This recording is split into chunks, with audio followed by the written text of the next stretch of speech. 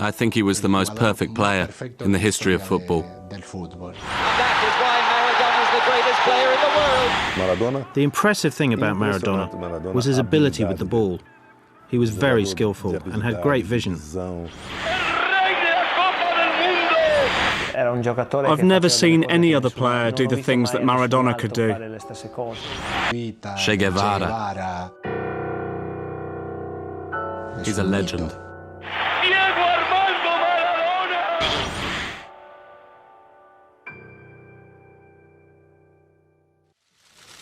Diego Maradona, the player of the 20th century, according to an internet poll run by FIFA in 2000.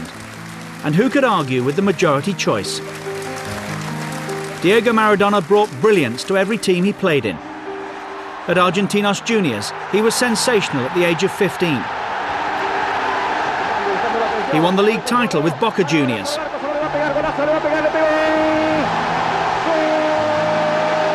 He was undoubtedly Argentina's greatest ever player. He won 3 cups with Barcelona before moving to Italy, where he transformed Napoli into a title-winning side. There he won 2 Scudettos, a Coppa Italia and a UEFA Cup. That's quite a record. So was Diego Maradona the best footballer the world has ever seen? Well, my mum always said that I was the best. I just want to be remembered as a good guy. So if some people think I'm the best, or the second best, the third, the 10th, that doesn't really matter too much. But ask the question to any Argentinian and they will surely say that Diego Maradona is the greatest player that ever lived. But like many of Argentina's heroes, Diego's story started in obscurity. One day, a boy called Goyo Carrizo came up to me and said there was a kid where he lived in Villa Fiorito who was even better than him. And so one afternoon, he appeared with Diego. He was only a little kid, but he made such an impression at training, playing like one of the kids far bigger than him. He was from another planet. He was different. Back then, in the late 1960s, the Maradona family was living in one of the poorest quarters of Buenos Aires, Villa Fiorito.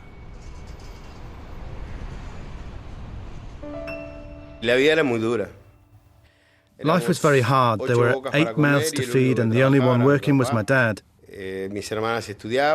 My sisters were studying because Dad didn't want them to work and he had to feed us. We always made ends meet by the end of the month, but things were very tight.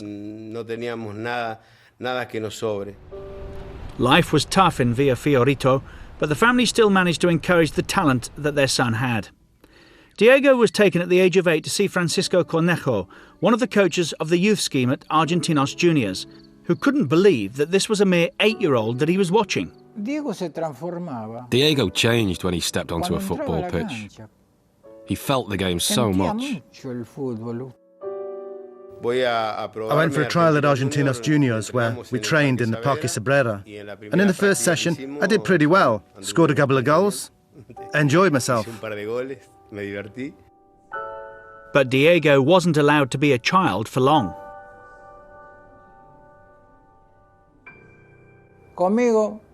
With me, from 8 to 15 years old, he was a fantastic kid. But he moved on.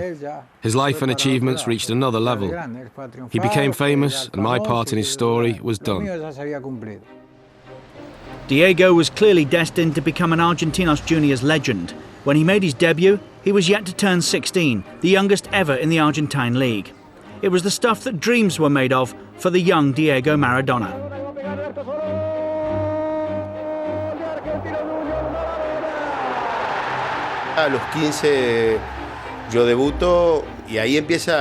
I made my debut at 15 and that's when the dream started. I would dream about playing for the big teams, buying a house for my mum, buying cars, and being able to play for Boca, play for the national team.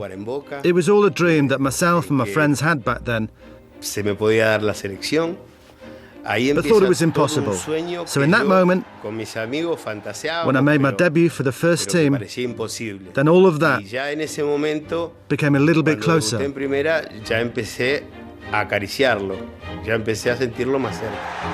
For Argentinos juniors, Maradona scored 116 goals in 166 appearances, a phenomenal record. What happened was that there was no one else to score them, so I had to score. Otherwise, no one else would.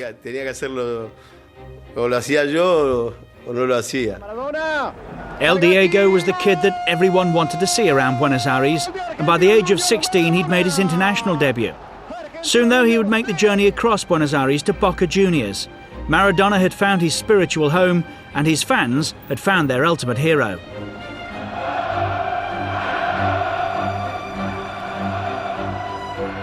It's just a feeling that you can't explain. Maradona, the £1 million teenager, made an impact that Boca Juniors would never forget. I put the Boca shirt on Friday. I had an injury, but I still played. And we won the championship of 1981, which was fantastic because we filled every stadium we played in. Anyway, Boca's everything.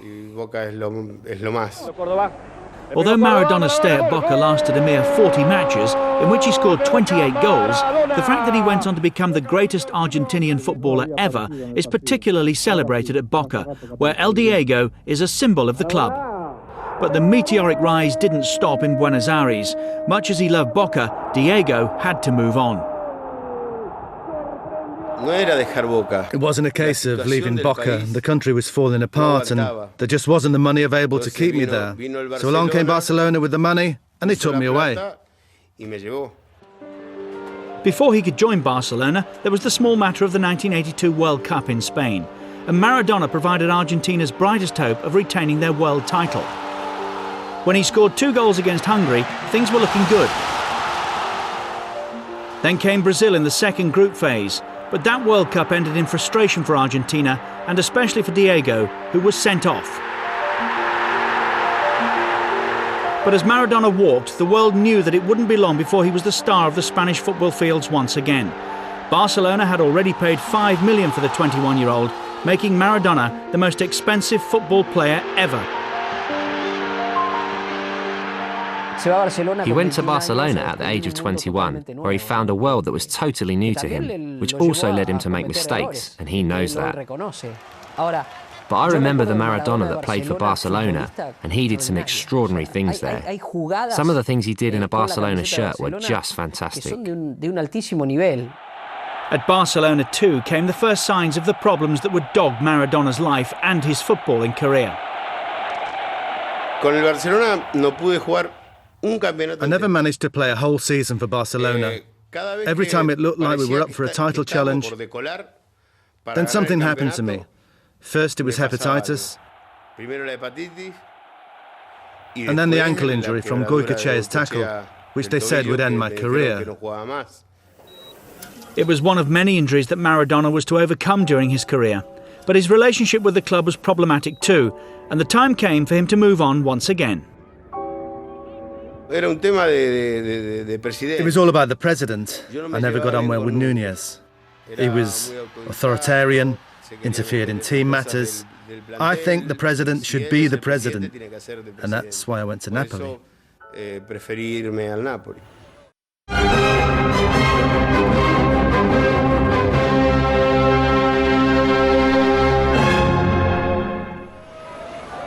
Diego said goodbye to Barcelona and moved on to Naples, and in southern Italy he found his second home. When I got to Napoli, it was a much smaller city, but they lived for football like I did. And at my presentation at Napoli, there were 75,000 people. For Napoli, Maradona was like San Gennaro. He was unique. He had a fantastic relationship with the city. But before the great successes at Napoli came the 1986 World Cup in Mexico. which would change his life forever. Strength came from the fact that nobody believed in us. Everybody expected that Platini would prove to be the best in the world, that Zico would be the best, or someone else. I was in 7th or 8th place. But as the story of Mexico 1986 developed, it became clear that there would be only one star, Diego Maradona. He put everything into his preparations for that World Cup. We thought we had a very big player in our squad. Most explosive match of the 1986 World Cup. Argentina met England in the Azteca Stadium. 4 years earlier, the two countries had been at war. It wasn't revenge for the boys who fell in that war, because nothing could bring back one of those lives, even if we'd scored 7 against England.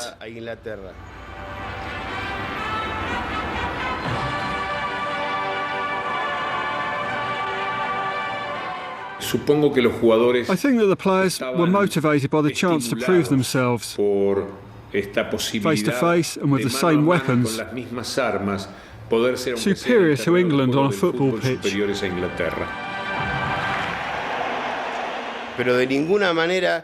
But the guys facing us were not to blame in any way. The English players had not killed a single Argentinian. We knew that very well. But they were representing the country that had killed Argentinians. And the controversy didn't stop with the national anthems.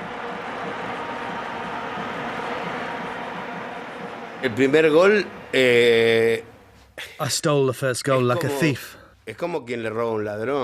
Like I'd stolen their wallets. It was perhaps the most controversial goal of all time. This is how it went for the man who scored it.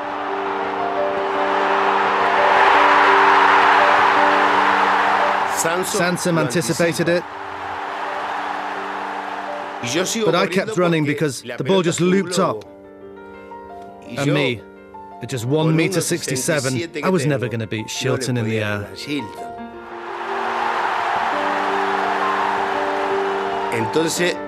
So I put my fist up and I put my head just behind, and Shilton came out with 2 hands.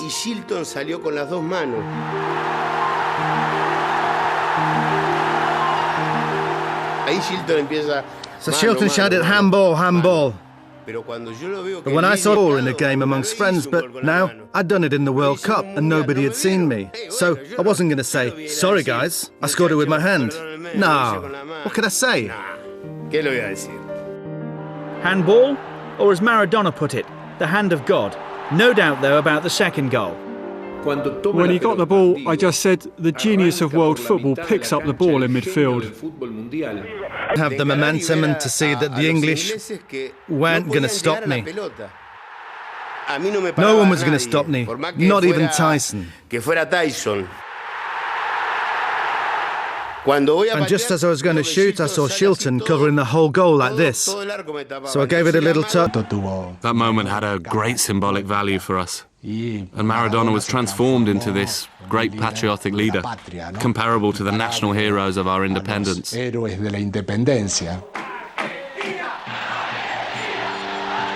Argentina went on to a semi-final against Belgium, and there was more brilliance from Maradona. With 2 goals, he put Argentina into the World Cup final once again. And there was no doubt who West Germany would fear most in the final. Maradona had such power that he could influence a match just by his presence. It's a unique feeling. As a footballer, you can have a lot of cups in your hands, but to have the World Cup is something that every player dreams of.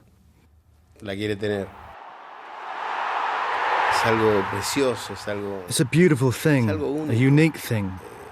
It's beautiful. Without him, it couldn't have been the creative team that it was.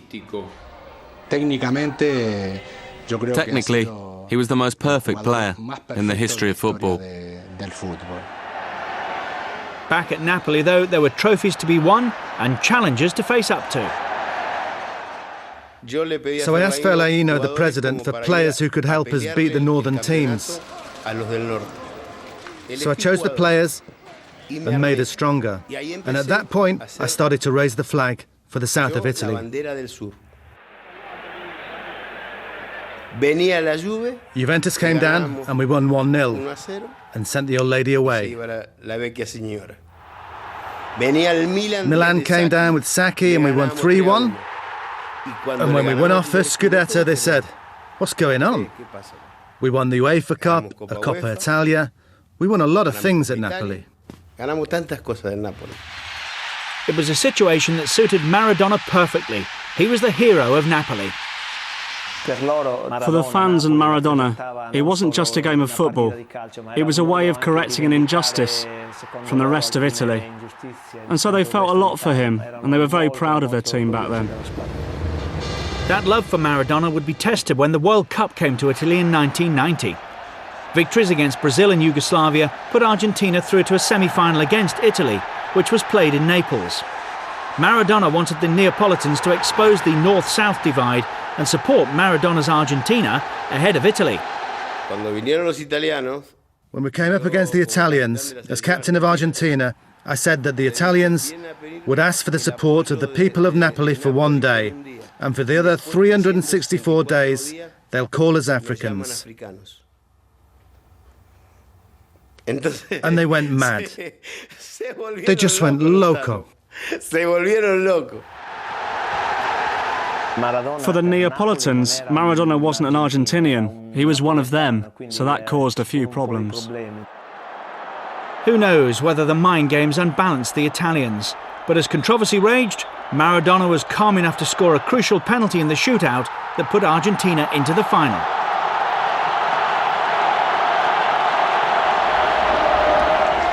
In the Olympic Stadium in Rome, Maradona led his Argentinian side into a second consecutive World Cup final. His mixture of passion and skill was one of the few high points of a disappointing final. But in the end, Franz Beckenbauer's Germany were too strong for Argentina. A penalty from Andreas Bremer 5 minutes from time was enough to take the World Cup away from Argentina. And one of the abiding memories of that World Cup were the tears of Maradona.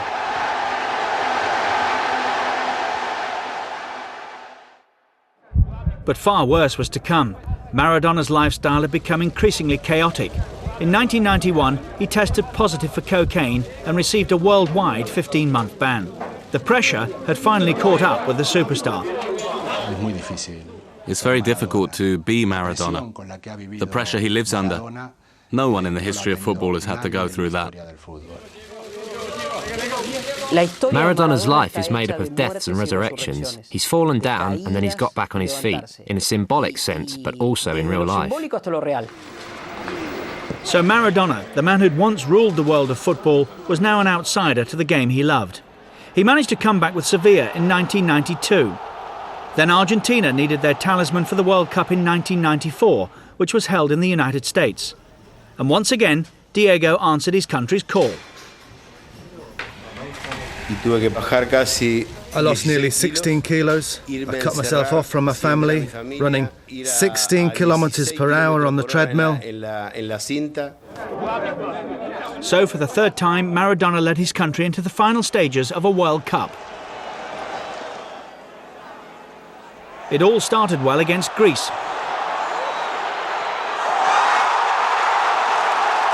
But was everything really so well with Maradona? The celebrations didn't last long. Before the group stage was out, he tested positive for ephedrine, a banned substance, and Maradona was sent home. They treated me very brutally, but, well, that was it. I had to pay. So I took the responsibility, and all those sacrifices came to nothing. But I think that if that hadn't happened in the 1994 World Cup, then we would have been world champions.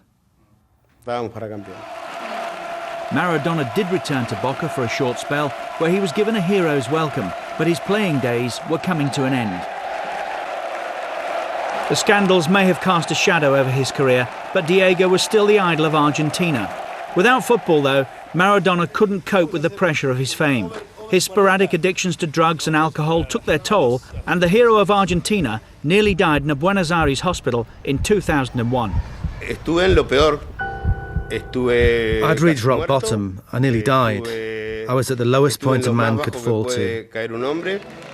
Dalma and Janina saved me. Dalma, because she told me when I was in a terminal coma that Janina had said that I had to live for her. And when I heard that, it really hit home. A fully recovered Maradona went on to become the national coach of Argentina. I reinvented myself as a man. I came off drugs and now I'm the national team manager. You can't ask for more than that in life. And I think that God has given me another chance, which I've got to take. The life of Diego Maradona. As a child, he was plucked from obscurity. He went on to become arguably the best ever. An extraordinary life that was made possible by an even more extraordinary talent.